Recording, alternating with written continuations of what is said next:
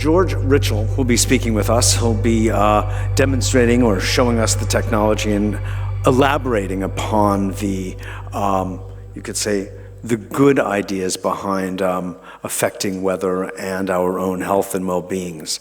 So, Georg, please come out. Welcome. Thank you. Good to have you. Thank you. Ladies and gentlemen, Damen und Herren, I'm very nervous because I'm not a regular speaker at conferences, so I hope it will not be boring.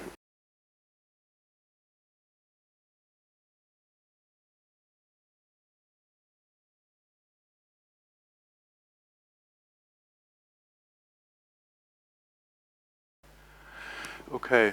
The term orgone energy was originally coined by Dr. Wilhelm Reich, who used to be a close associate and assistant to Sigmund Freud. He was a psychiatrist, psychoanalyst, who actually, due to his very curious nature, took Freud's psychoanalytical theories a lot further, and in the course of his research went from going to the actual physical, when Freud was speaking of suppressed memories and suppressed emotions, Reich actually found out that this is a permanent tension in the muscles that can be liberated. So he found the connection between the free flow of energy in the body and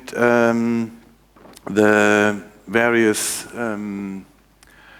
psychological problems that people had. So,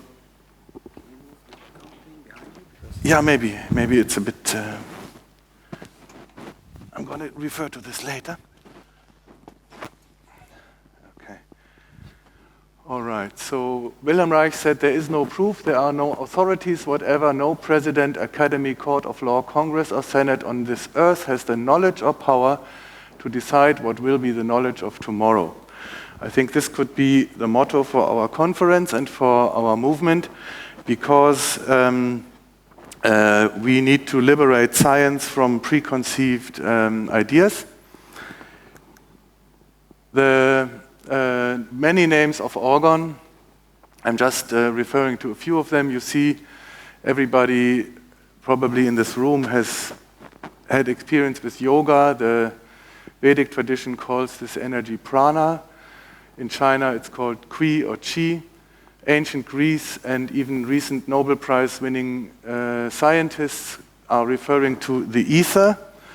In Germanic mythology, this all-pervasive force was known as vril or ode. There are similar names to that in shamanic knowledge in Africa, where it's called power, mandla. Baron von Reichenbach, who researched into this life force, called it ode. Anton Mesmer, animal magnetism. Dr. Wilhelm Reich, obviously orgone energy. Or the more recent names like zero-point energy by Hal Puthoff or torsion fields. There are many other names, and we heard quite a few of them already in this conference. According to Wilhelm Reich, orgone is the primordial energy, so it is not a new energy. It is not, now we're using orgone, now we're using something else. Everything is orgone in that understanding. It's everywhere, it's all permeating energy. It's the origin of all motion and energy, origin of all matter. In the living being, it's biological energy. In the universe, it's the origin of the galactic systems. So there are many links between Wilhelm Reich's work that was actually brutally interrupted by his incarceration in 1956-57, where he died in prison. He also saw the aspect, the spiritual and the material aspect of it. So Wilhelm Reich discovered in his medical research that living cells had an aura, and he was able to show that under high-resolution microscopes. Some of this work has been later replicated by Professor Di Meo in America. One of the very groundbreaking discoveries of Wilhelm Reich was the bions. He called bions lifelike organisms that he could produce from sterile matter, even from, this one is actually iron filings that were brought to red hot glowing and put in a sterilized natrium chloride solution, and then grown over 2 or 3 months under the influence of concentrated orgone energy. And he could demonstrate again and again the emergence of life from non-living samples. Another typical bion experiment that Wilhelm Reich did was a sterilized concoction from hay that was sterilized in an autoclave, and where also organism-like pulsating little things that he called proto-amoeba. An amoeba is a one-celled organism, but they were not organisms, they were energy organisms. So in effect, Wilhelm Reich demonstrated the genesis of life from non-living matter. We see here the faint blue aura around healthy red blood cells. Wilhelm Reich showed that people afflicted by cancer, this blue radiance and the blue core of these blood cells would be gray in a person who had cancer. So he wrote a book called The Cancer Biopathy, in which he showed that cancer is actually an energy disease, a disease of energy stagnation. Okay? So he did dabble into the field that we would call free energy today, where you actually derive usable power. He showed that concentrated orgone energy could be used to create motion. This is a replication by James Di Meo of the original Wilhelm Reich orgone motor. But he wasn't focused on creating usable energy, he was focused on healing people. Wilhelm Reich basically said that the all-pervasive ether, the orgone, can be in different states. So if it is moving freely, he called it positive orgone, and that is the intelligent, self-organizing matrix. That is the mysterious force that actually creates the visible universe and creates form and differentiates itself creatively. Then when this energy is blocked, and that can be on a medical individual level, it can also be on a global level, he called it DOR, or deadly orgone. Okay, so this is just a terminology that Wilhelm Reich developed that I wanted to quickly introduce. So one could say that these two concepts, positive orgone, POR, and DOR, are related to the idea of entropy and dysentropy. Entropy being the breakdown of order, the process of burning something whereby you bring something from a state of complexity and high order into a process of lower order, whereby you liberate energy. Now, entropy is basically the basis of our existing civilization. You can say that all machines that man has constructed so far, except for those that are kept secret, are based on the process of entropy. We are burning fossil fuel, creating exhaust gases, which is a simpler state of the material. Thereby we liberate energy, or we split an atom, bring it to a state of lower energy and liberate the energy. So all these processes are inherently destructive.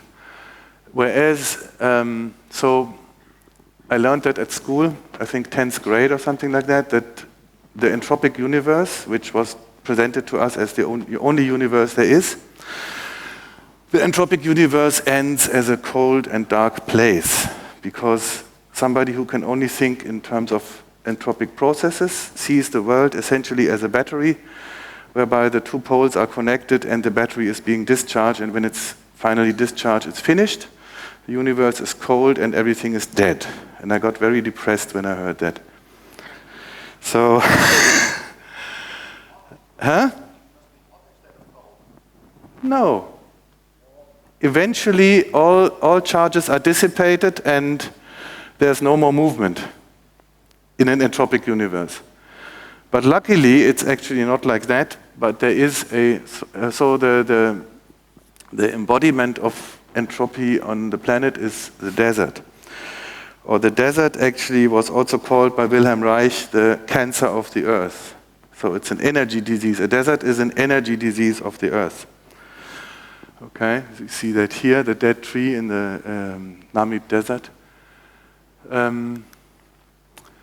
But the mystery of life is totally unexplained by our conventional science, because our conventional science is able to find fantastic tools in order to tell you what amino acids are reacting with what other amino acids. But essentially, the vision that conventional science has of the human body is like my optometrist told me, I'm a bag of chemicals in a skin. Right? And I said, sorry for you, I'm not. You know. So what I'm saying is the mystery of the self-organizing creative force in the universe is not understood by conventional science, and it is probably the origin of why we are all here together and dreaming or taking concrete steps into bringing free energy into real existence, because we intuitively or scientifically understand that there is something else going on. Not just the burning and destroying of things. It's not only the predatory or parasitic process, but there is a process that is growing from this energy. So I've taken this picture. Katharina is here. That's when she was 6 years old. That is showing a fig tree, and now you have to imagine this fig tree grows from a little seed that somewhere lands in the cleft of a rock, no living material, and it creates this amazing growth of roots and a fantastic tree out of that little seed that lands somewhere in a non-organic rock. It organizes itself. To me, it's a miracle, just like the miracle of a human being. The social and environmental crisis, an expression of deadly orgone energy on a social level, war. This is a recent photo from Libya, the town of Sirte, more or less looking like Berlin, 1945. So we believe that if this principle is of a universal nature, you can actually see it at work in society as well. Because if you have a mindset that only extractive processes are the only possible thing, then you will create a society that employs a lot of destructive processes. Now I'm getting to the classical. I'm not going to give a lecture on Wilhelm Reich. I'm only introducing him as the pioneer that on whose shoulder we are standing in a way. The classical Wilhelm Reich cloudbuster was an array of hollow pipes, metal pipes, that were grounded with a very large capacity cable to a water body, preferably flowing. What he was doing with it was to find the places of stagnant energy in the sky, and by using a sweeping motion, draw that energy in, bring it back to flowing. Because there is no such thing as bad energy, there's only energy that stagnates or energy that flows, right? So this is a replication of a classical Wilhelm Reich cloudbuster by Joachim Trittin in Germany. Then what Wilhelm Reich found was that if you combined metal and organic material in layers, organic material would accumulate orgone energy and metal would attract it and quickly repel it. So as you layer this material, you could concentrate the orgone energy inside this box. He experimented with these boxes. He got spontaneous remissions of cancers and various other benefits, and that became a threat to the medical establishment, so they basically started shutting him down. That was the beginning of the FDA in America. He was finally prohibited from further making them, and this whole technology went underground and was sort of rediscovered in the 1970s with the whole kind of hippie movement and so on. People started making these things again and experimenting with them. Then came along Mr. Don Croft from Idaho, who took an invention that another gentleman by the name Carl Welz had made in the meantime, where he mixed ordinary resin and metal filings into a chaotic mixture, and found that the effect that Wilhelm Reich had observed with the layers of organic and metallic material was even more powerful if you mixed, because resin is, in the chemical sense, an organic molecule. I'm not talking organic as in natural, I'm talking organic as in carbon-based chemistry. That this mixture of resin and metal had the powerful property of drawing stagnant energy in and instantly transforming it, right? So Don Croft combined this, and Welz was limiting the application of his discovery to applications of radionics. So he made orgone generators in order to make sportsmen more successful, so more on the kind of self-serving side, whereas Don Croft immediately surmised that if you combine this with the Wilhelm Reich idea of the pipes going into resonance with the sky and the orgone converting property of this orgonite material, as Carl Welz called it, you would have a very powerful tool for environmental healing. Okay, so the nice thing about Don's approach, and I think that is very important also for our future strategy or tactics in the free energy movement, Don never tried to capitalize on his technology. He shared it freely, and he actually spawned a worldwide, he actually doesn't like the word movement, because movement sounds like you have a leader and then the underlings who carry it out. So he loves to call it a network. And in fact, there are about 10 people that I've met in the run-up to today who have already built their own orgonite and or come across it or applied it in their own environment.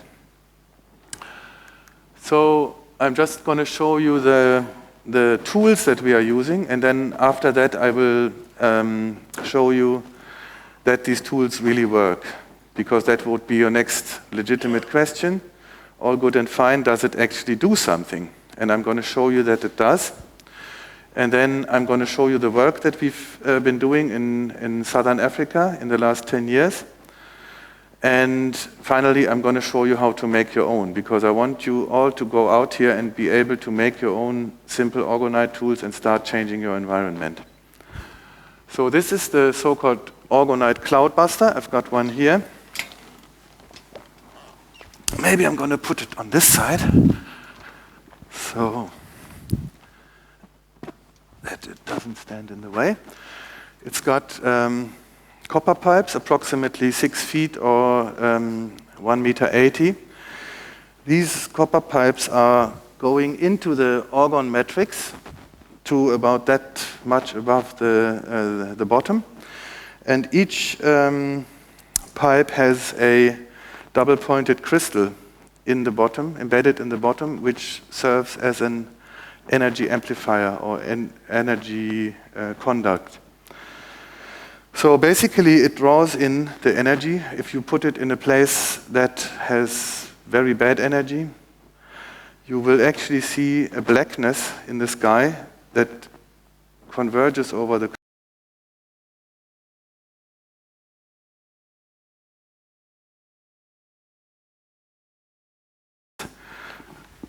these cones that Don Croft called the Holy Handgrenade. It's not referring to anything very violent. It's actually a Monty Python thing. That is an orgonite cone that has a crystal pointing upwards and 4 crystals pointing outwards at the bottom. It draws energy in from the top and then distributes it laterally. And finally, so we can make them in pyramid shape, we can make them in conic shape. And then finally, we've got tools that are very cheap and easy to make, like this one that we call a tower buster. Tower buster is called tower buster because it was invented to neutralize the negative energies from cell phone towers, mobile phone towers. But we actually use it as a very universal tool. We put them into large water bodies because water is distributing energy wide and far. And they come in different shapes and sizes. We make very rough ones for outside, and we make some slightly nicer ones for inside the house. And another important one is the earth pipe, where you have a hollow pipe that is filled with this orgonite mix by about 1/3, and it has a crystal pointing downwards. And that one we use to hammer it into the ground for any negative energies that come from underground. You can use your own fantasy what that could be. It could be a secret military base, or it could just be a negative water line. So this is basically the Earth acupuncture needle. There are other tools that have been derived from that. Cell phone protectors, pendants that you can wear, individual healing tools for energizing the body, then a combination that Don Croft developed also of the Hulda Clark zapper.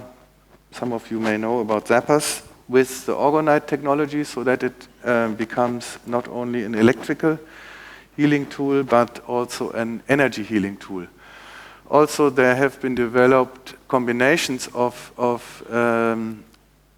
the electrically pulsed orgon tools like the power wand, or what we call the orgon howitzer, which is a crystal with a special Mobius coil embedded in orgonite that creates a very strong protective scalar field, a field that is so strong that even I, who normally don't see auras and things like that, can see the energy coming out of it. So, but I'm not going to go into these more specialized things because I want to keep it basic, and the basic message of this presentation is that everybody can do it. It's not specialized. It doesn't need a rocket scientist to make orgonite and start working with it. So, yeah, that's basically the potential applications of orgonite. The possibilities are endless. Wherever the orgon field needs improvement, orgonite will do it. That's basically everywhere. In agriculture, we observe increased fertility, plant growth, biomass, plant health. Can be proven, can be shown. Desert greening, we had the pleasure of observing anomalous greenness of the Kalahari and the Namib Desert after we did work there. Personal health and well-being support healing processes, often astonishing results, even with dread diseases. We are not promising anything, but we have had feedback of spontaneous cancer remissions and things like that just by having some orgonite tools. I'm not saying this will happen all the time. Protection against radiation, dissolving chemtrails, immunizing a country against effects of weather warfare. That's very important. And then there are numerous effects on consciousness. We find on a regular basis that we get feedback that people who have been engaged in bickering and quarreling suddenly find it possible to work together or live together in a constructive way. After what we call gifting, Johannesburg, a notorious crime capital of the world, some people say, with about 3,000 of these little things, we got a crime statistic the first time after a continuous rise over decades that went 13% down in terms of murder, manslaughter, and robbery with aggravating circumstances. So here you can see the effect of orgonite on cell phone towers. We believe that microwave radiation is weather modifying. The jury is still out whether they do it deliberately or whether it's a side effect. I personally believe that there is a secret agenda connecting all these towers to a more sinister purpose. But be that as it may, that is not important for our discussion here. You can see this area of towers before and after. You see the sky is rippled like a herringbone pattern. Here it's already forming beautiful cumulus clouds, and you can see a vortex forming, you can see a blue hole emerging. These two photos on the bottom, I have to apologize for the bad quality. They show the same site, basically 20 minutes apart. So that's a very typical experience that we have had thousands of times. You can see immediate effects of orgonite on a sky. This sky, I believe, was fully chemtrailed. It had like a level of chemtrails on top and other cloud underneath. You can see an energy flare here shooting up in total silence, by the way. These occurrences are not accompanied by wind. It's a purely energetic phenomenon.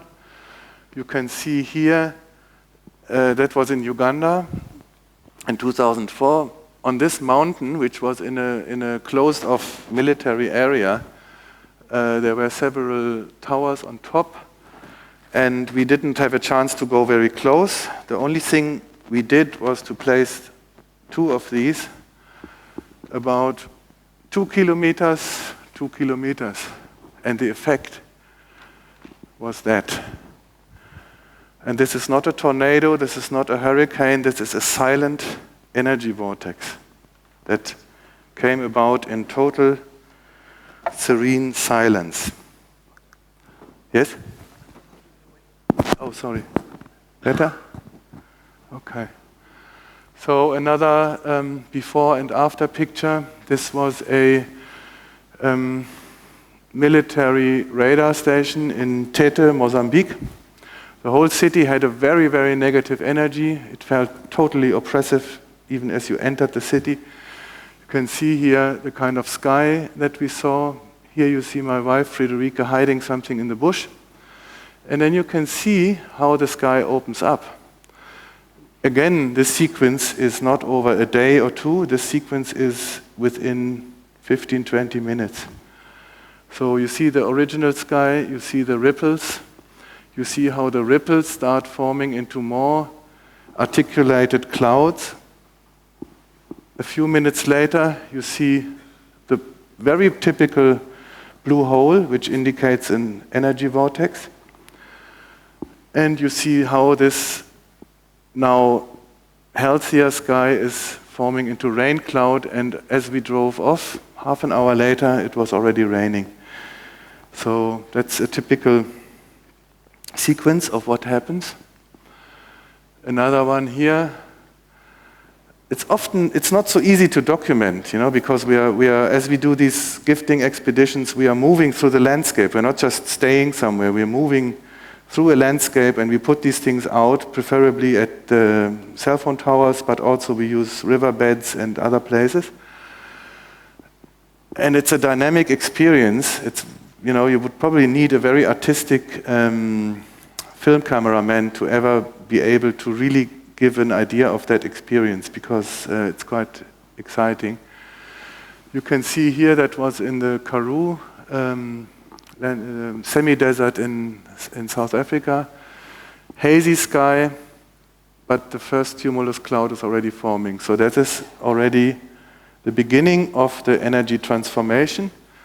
You can see now in the next picture there are already two.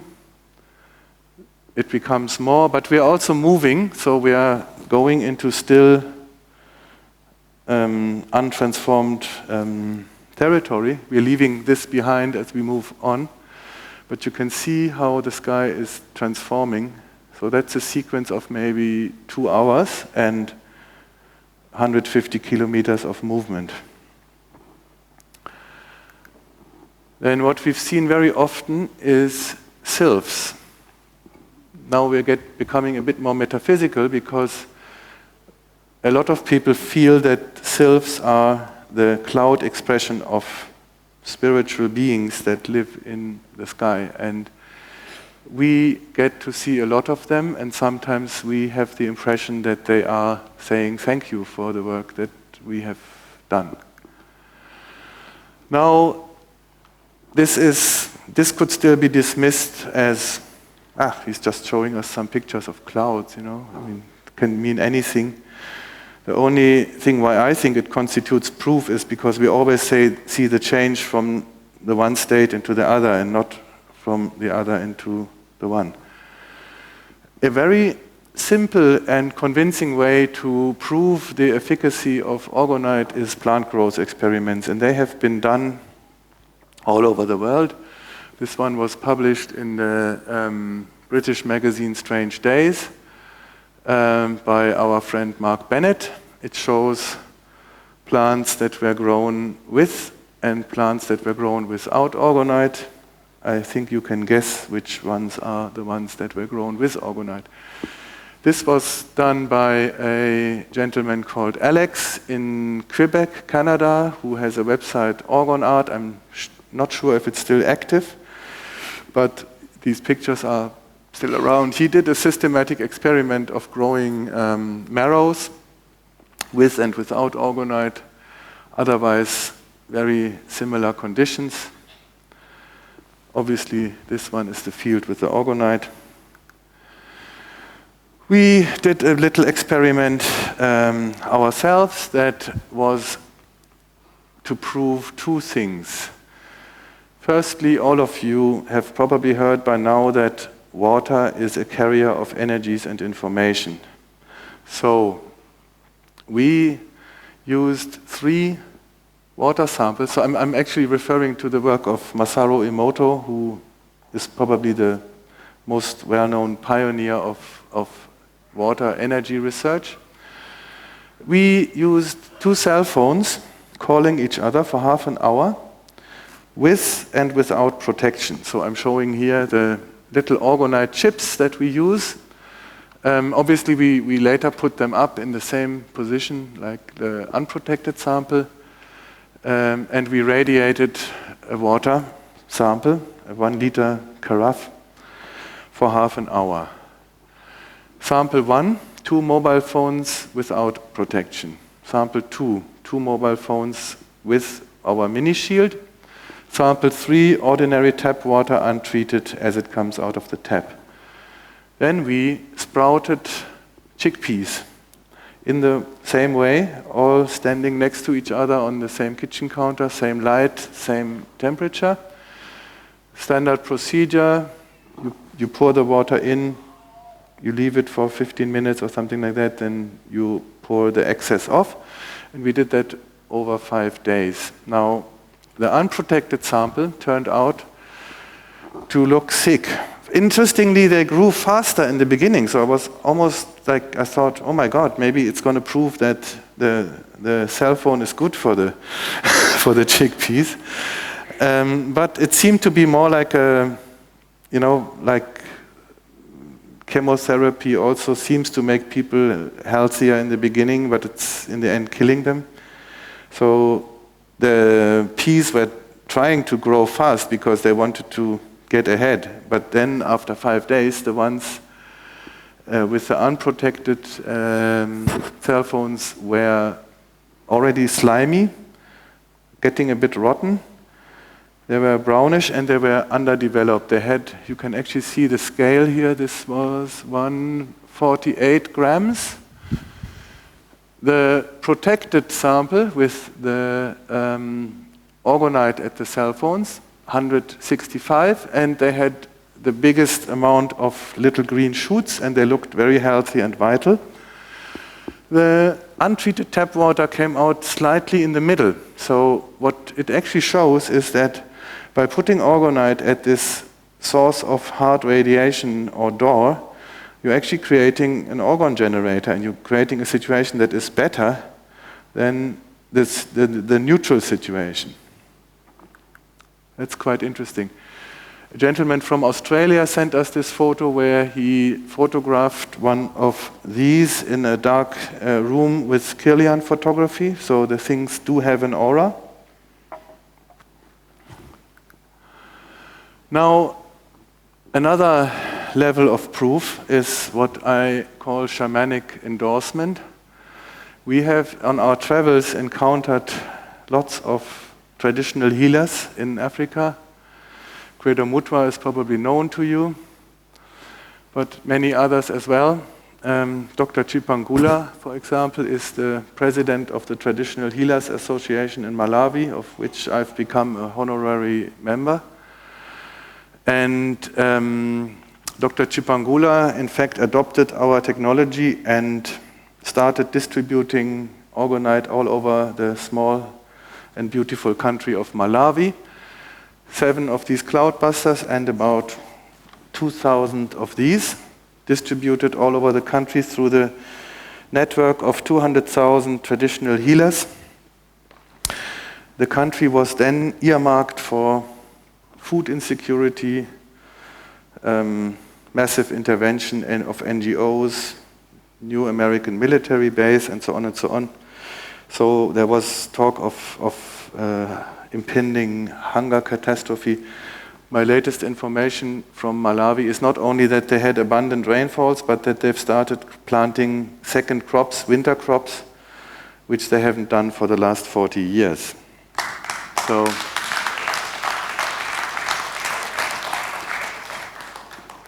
it works. Another proof is that a group of African activists based in Kenya have adopted the orgonite and started to make it into a viable business. They go to farmers, small African farmers, who are very happy with the results, also fishermen, because they find the fish become more abundant, the crops are growing a lot better. But they haven't stopped by this agricultural, but the agricultural application is their business, that's what finances them.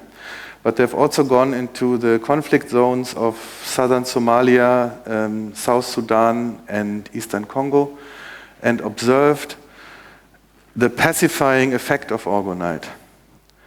This is very difficult to prove, but we observe it again and again that there is a consciousness effect of massive deployment of orgonite in a conflict zone will make it more likely that those forces that are constructive and want a positive way out. I'm not saying, a warlord will still be a warlord, he will still have his Kalashnikov and so on, even a career criminal remains a career criminal, but as the energy field changes, the likelihood of somebody turning into that career maybe becomes a little bit less, and the likelihood of somebody standing up and saying, hey, why are we actually fighting? Couldn't we maybe do something more productive?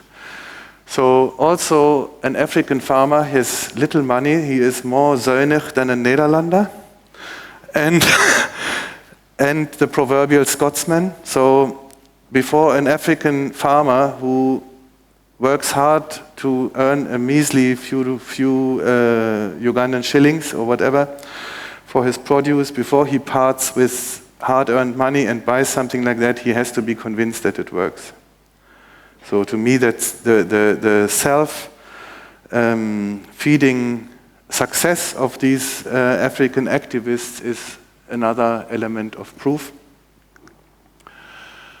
So weather changes. I think I've mentioned a few on the side. A lot of panic was created in 2003, 2004. There were frontline news in the Johannesburg Star that 10 million people were supposed, I'm saying supposed because I think it was a plan behind it, were expected, prognosticated to die in the countries of Zambia and Zimbabwe. None of that happened. Because our approach is when we hear of a drought, we don't think that it should be there, we immediately take action. We go there and the drought doesn't happen. That's basically what we're doing. Then in 2004 we did an operation that we called Operation Desert Rain. We put about 5 of these cloudbusters and about 1,000 or so of these thingies. And after that, the whole weather changed in Namibia. They had the biggest rainfalls in the beginning of 2005 that were ever recorded in the history of meteorology of Namibia, which is probably going back to Kaiser Wilhelm and 1880 or so, when they brought in the first records of weather. Actually, somebody sent me a photo of snow in the Namib Desert the other day, which I found very pretty. And I think that hasn't been seen there in maybe 50 years. Surprising greenness in the Karoo. Karoo is another very dry area, traditionally in the center of South Africa. The same for the Kalahari in Botswana. Rivers are starting to flow. Lakes are filling up. Water levels in the Okavango. The Okavango Delta is a beautiful area that is, very important for tourism. Prince Harry and all the royals have their special hideouts there. It's an ecosystem where a river, the Okavango River, actually fans out into the desert, and it's the only desert that is not connected to an ocean, the only delta that is not connected to an ocean. And it's seasonal flooding, beautiful wildlife, crocodiles, giraffes, elephants, whatever, and ecologists and nature conservationists were actually predicting that the Okavango Delta would disappear in the next 10, 20 years because of water usage for mining and the general desiccating drought trend that we broke. That is not existing anymore. So at the moment, the Okavango is actually about, in average, 8 meters higher than it used to be. And some of the safari camps had to be abandoned because they are on low-lying islands. So, water levels, snow in the Namib. Other people who are observant of their environment told me in the Western Cape, for example, that after we did some work there, the weather patterns that they were used to in their childhood and that had disappeared over the last 20, 30 years had returned to what they used to be or what they should be. These are some newspaper clippings of the extra rains in Namibia. This is the so-called desert here. Here you see in 2006 the average rainfall.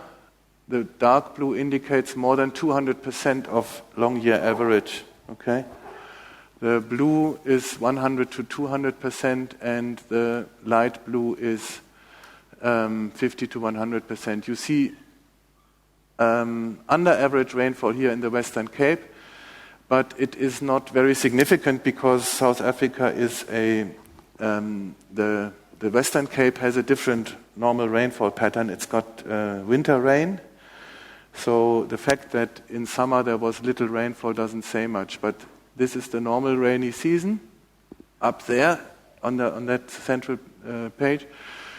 And you can see that over more than 30%, you get more than 200% of the normal rainfall. Okay, what I'm going to show you now is basically a run-through of the development of our project that we call Organize Africa. I've been documenting the deployment of orgonite by using a GPS so that I have an idea of where we've been and where we still need to go. That's the humble beginnings. The first tours that we made, branching out from Johannesburg. You see the thing is getting more than, for example, how am I doing time-wise, by the way? Do I need to, out of time? Okay. So let me just run through this quickly. This is just giving you ideas of where we went. We also hired airplanes and gifted water. Some of the towers on the way. See the blue is spreading. Then we started discovering water gifting, which means that we went on cruises, or we even used our own motorboat in order to lay a string of orgonite around the tip of southern Africa. This orgone string in the sea has now extended to more than 4,000 kilometers. This gentleman visited me from the United States. He has the extraordinary ability to see energy vortices from 30 kilometers afar. So we did a very special journey together where we gifted all these energy vortices where energy comes out of the ground. Some more of our tours. Dolphins love orgonite, interestingly. You can see the blue dots becoming more and more. Some of our water gifting tours in our own boat and on cruise ships. This is Lake Malawi, using the ferry there that goes up and down. This is Dr. Chipangula with us when we visited him again. We had some interesting experience on our way. We were apprehended as terrorists in Mozambique for allegedly trying to sabotage the Kahura Bassa Dam. I believe that the nasty secret services instigated the otherwise friendly Mozambicans to give us a bit of a hard time. So we spent 53 days in custody with 75 people in one cell of 7 by 5 meters with no bedding whatsoever. And we were, because we were terrorists, we were with the awaiting trial for murder and manslaughter. So, but they respected us. They said, "Oh no, these motherfuckers are dangerous. They're terrorists." So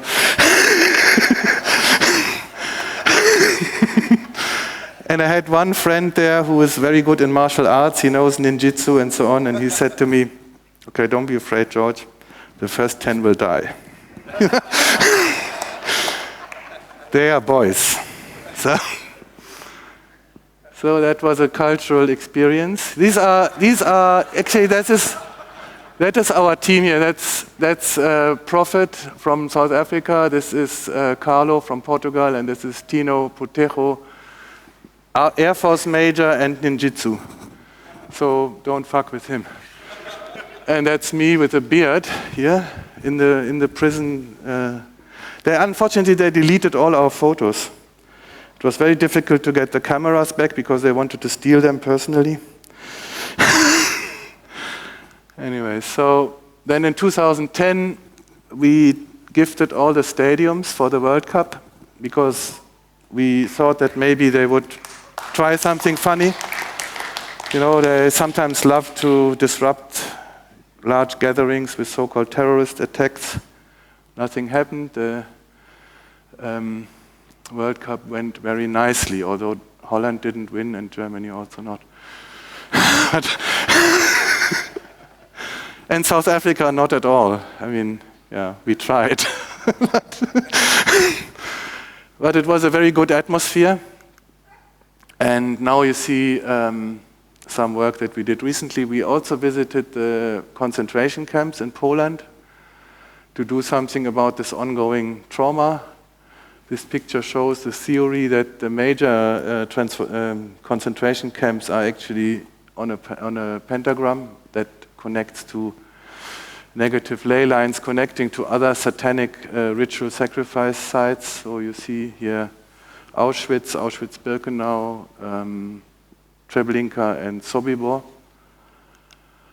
So this year we've been to Egypt a few times and recently done a trip of Botswana just to complete our network there. So you can see the blue is becoming more dense. I'm not going to show you this movie because I'm out of time. Now, and also the professionals here have told me it's bad quality, so it's all on my website. I want to show you quickly how to make the stuff because I think this is the message that this is something that everybody can do. This is how we make tower busters. You get a simple muffin form.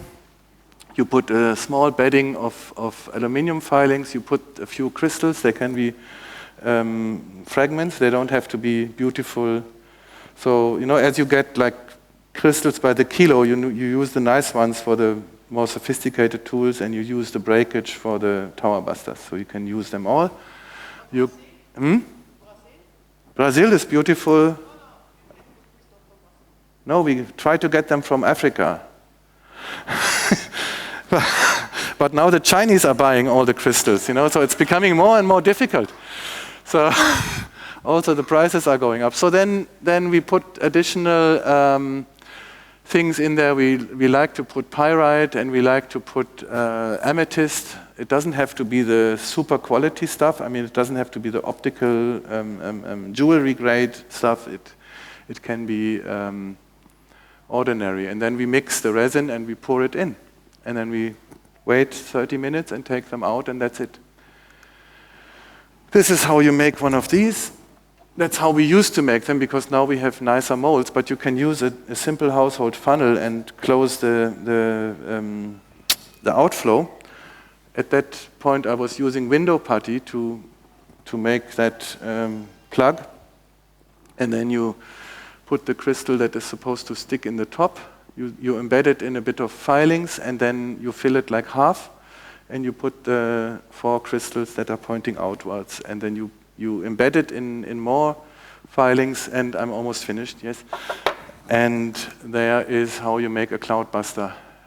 It's all on my website, so the website is here. And self-empowerment, start gifting. So start with your house, put 4 tower busters in the corners of your property, 1 at the incoming main water pipe, 1 in the electrical DB box, and then you start sorting out the cell phone towers in your immediate environment. So you start creating a safe space in concentric circles, starting from your personal protection to doing something for your wider environment. And if you are a free energy inventor, you need 200 tower busters around you in order to protect you against interference. That's my personal advice. I've got about, okay, finished. Thank you. I'm sorry.